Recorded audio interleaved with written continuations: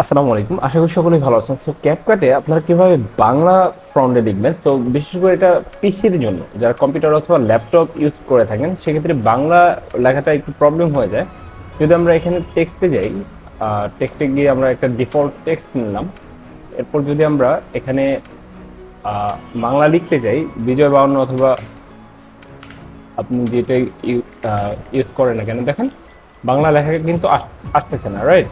তো এটার জন্য আপনার যেটা করতে হবে, আপনারা একটা ওয়েবসাইটে চলে যাবেন, যাওয়ার পর এখানে লিখবেন যে বিজয় টু ইউনিকোড, ঠিক আছে? এখন যদি আমি এখানে লিখি সাপোজ ক্যাপকাট দিয়ে কিভাবে বাংলা লিখবেন, ওকে। এখন দেখেন এখানে কয়েকটা অপশন রয়েছে, বিজয় ইউনিকোড। এখন আমরা যেহেতু বিজয় লিখেছি সেক্ষেত্রে ইউনিকোডে প্রেস করে দিব, তাহলে কিন্তু এই পাশে লেখাটা চলে আসলো। তো এখন হচ্ছে আমরা জাস্ট এই লেখাটা এই যে এখান থেকে কপি করব, ঠিক আছে? পুরোটা সিলেক্ট করতে পারেন অথবা জাস্ট এখানে কপি এই অপশনটাতে ক্লিক করলেই কপি হয়ে যাবে। এরপর হচ্ছে আপনারা যেটা করবেন সেটা হচ্ছে এই যে ক্যাপকাটে চলে আসবেন, আসার পর জাস্ট এটা পেস্ট করে দিবেন। দেখেন এখানে কিন্তু অটোমেটিকলি বাংলা চলে আসলো। এখন এই যে এখান থেকে আপনারা এটা ছোট বড় করে নিতে পারেন, ঠিক আছে?